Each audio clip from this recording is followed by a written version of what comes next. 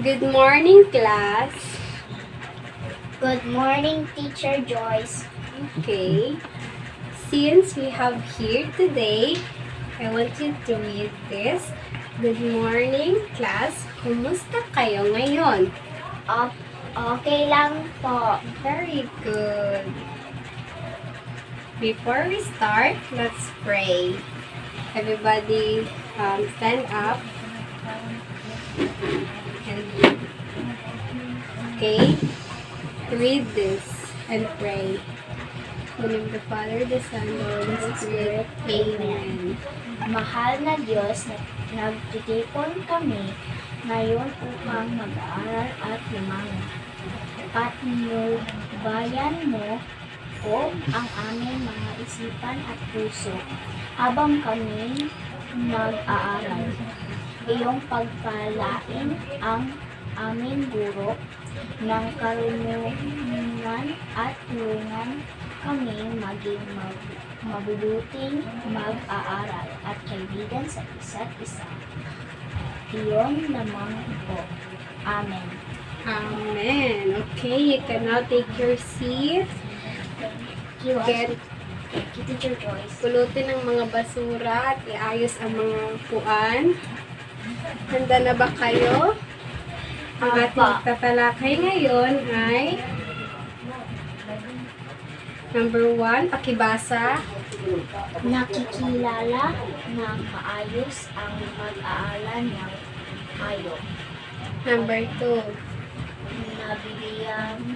Nabibigyan halaga ang mga hayop sa kapaligiran kapaligiran at at naisasagawa naisasagawa ang mga gawaing makabubuti sa mga hayop na inialagaan. So, sino ba dito ang mayroong alagang hayop sa bahay? Taas ang kamay. Very good. Ano ang iyong alagang hayop? Tulo kabok iring at isang aso. Very good. Ngayon, sinong gusto ng aktibidad? Kayong lahat. So, mayroon tayong aktibidad. Ang tinatawag ng ating aktibidad ngayon ay last man standing. Ano nga ba ang last man standing? Pipili ang guro, pipili si teacher, at sasagot kayo mga kaklase ko. Kung sa katanungan na aking ibibigay. Ang last man standing na laro, mahahati ang grupo sa 1, 2, 3, at saka 4. May 4 na grupo. At saka, bilang ng grupo kung sino ang mahuhuli ay siya ang sasagot sa tatanong. Okay. Ang unang tanong ay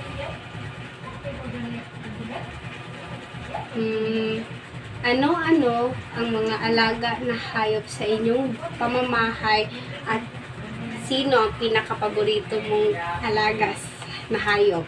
Last man standing. Stand up. Si Benben. Tulo kabuok iring, isa na iro. Ang favorito ko po ay sila tanan. Love na sila. Bakit? Because there are my loved ones and I love them very much. They're animals to me. Okay na. Okay lang. Tama. They are animals that are beautiful and kind. Yes, very good. There are animals that are beautiful and kind. Lahat ng mga alaga nating hayop ay mababait at dapat ituring natin silang tao at kaibigan. Ngayon, dumako tayo sa ating leksyon. Ang ating leksyon ngayon ay tamang paraan sa pag-aalaga ng hayop. Ano nga ba ang tamang paraan sa pag-aalaga at wastong pag-aalaga ng hayop? Una, may wastong pag-aalaga ng aso, pakibasa. Panatilihing malinis ang Kulungan. kulungan ng aso. Pangalawa, Dapat magkaroon ng sapat na ventilasyon ang kulungan ng aso. pangatlo, Bigyan ng aso ng gamot na kontra bulate makalipas ang 1 o 2 linggo. Pang-apat. Bigyan ng sapat at malinis na tubig at pagkakainin ng maayos. Pang-5.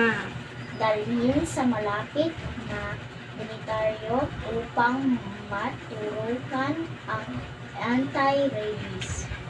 Tama. Ito, yan ang mga wastong pag-alaga. Wait. Pag-alaga ng aso. Sino ang may aso sa bahay? Anong pangalan ng iyong aso? Siya o ay si Tom Ito. Sino pa? at si Cassie. Si Kathy. Sino ang mabait na aso para sa'yo? Sino ang mabait na aso para sa'yo? Sila dalawa. Silang dalawa. Sige. Sino ang paborito mong aso? Love natin sila duha. Okay. Ang una, kailangan nating tulungan ng aso kung sa pamamagitan ng manatiliking, maging maayos at malinis ang kanilang pamamahay. Ma'am, what if ang balay nila kay nakapuyo sila sa atua? So, bigyan natin sila ng tubig at saka mga pagkain. Na maayos. Oo. Ma'am, maaari po ba natin silang paliguan? Sa iyong palagay, Yes, bakit? para malinis sila at hindi sila makatago ng sakit. Tama. Pakainin at painumin. Yes, Bakit? para dili sila ma-starve at mamatay. Kabakunahan. Kabakunahan, anti-rabies. Yes, Bakit? para ang tao na napaak sa iyo di makakuha ng rabies. Tama. At kailangan natin gawin tong mga ginagawa natin para sa mga aso natin para hindi sila Sakit, hindi sila magkasakit at hindi sila makasakit. Ngayon, dumako tayo sa susunod na ating tatalakayin ngayon. Ano ito? Ang wastong pag-aalaga ng kalapati. una, Ang bahay ng kalapati dapat na nakaangkat sa lupa. pangalawa, Gumawa ng pugad sa bawat isang inahin sapagkat mabilis sila sila mangitlog. itlog. Pangatlo, Ang kalapati ay dapat magpakainin ng palay, mais, mungo o buto ng mirasol. pang-apat, Pagkakainin sila sa pamamagitan na pagpatuka sa lupa o palay. at panghuli, Bigyan din ang sapat at malinis na tubig. araw-araw. Linisin ang kanilang bahay at inagahinan araw-araw. Sino ang may mga alagang kalapati sa bahay? Mayroon madami. Anong kanilang pangalan? Chelsea. Kailangan nating paliguan ang kalapati, oo o hindi? Oo, Bakit? para hindi sila makasakit sa Araw-araw ba natin sila paliguan, oo o hindi? Oo. Hindi. Kasi kapag araw-araw natin silang paliguan, may posibilidad na madaling mana ang kanilang buhay at saka na ay uban hayop is allergy sila sa water at saka hindi dapat sila paliguan araw-araw kasi magkasakit sila. Parihas ng iring. Yes, katulad rin ng pusa. Ngayon, pakainin araw-araw at painumin. Sorry, class. Kailangan ba natin pakainin at painumin? Opo, Bakit? para hindi sila ma-starve at hindi sila mamatay. Oh, tama. Anong pinapakain nyo sa mga kalapate at mga alaga niyong manok? Mais, mungo, o buto na mirasol. Tama, very good. Ngayon, alam niyo na kung ano ang mga wastong pag-alaga ng hayop, katulad na lamang ng aso at saka kalapate.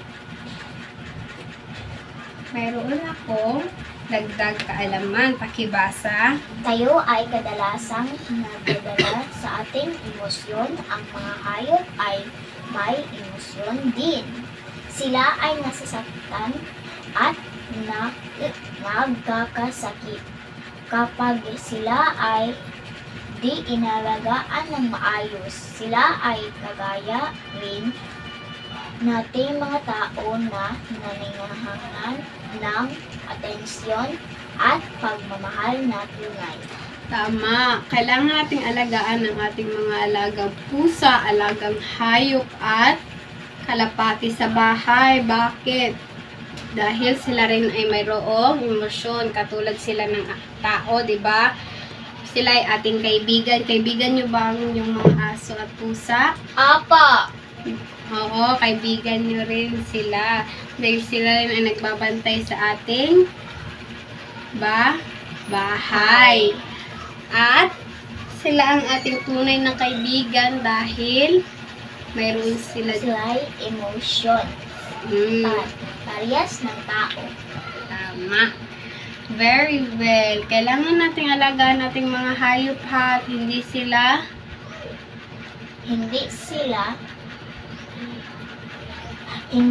inasasaktan. hindi sila ibaliwala or sasaktan. Tama. Very good. Ngayon, ihanda yung mga papel at kalapis. Meron tayong gagawin ngayon. Ang panuto ay kumuha ng isang buong papel. Mayroon ba kayong buong papel dyan? Apa! Magmasid sa iyong pamamatayan. Alamin kung ano-anong uri ng hayop ang inaalagaan.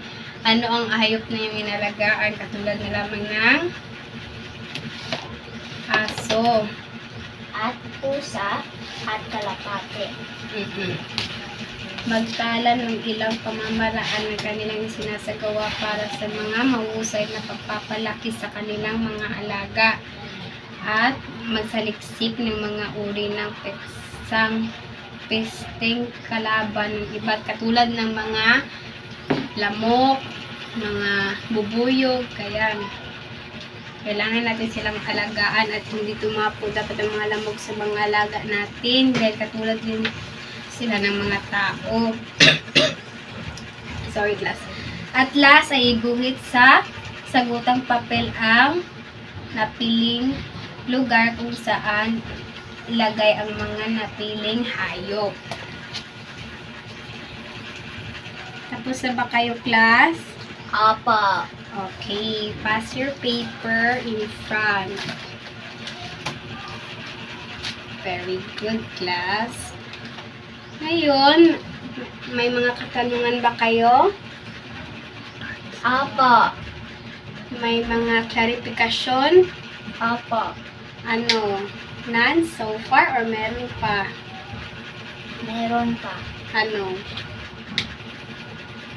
None so far. Okay. Dahil natutunan niyo na ba pa ang paano mag-alaga ng aso at kalapate? Apa! Very good. Now, paalam sa inyo, class. At bago kayo mamaalam, ay tumayo muna ang lahat. At mag-exercise tayo. Alam niyo ba yung yung hello, madlang people, mabuhay.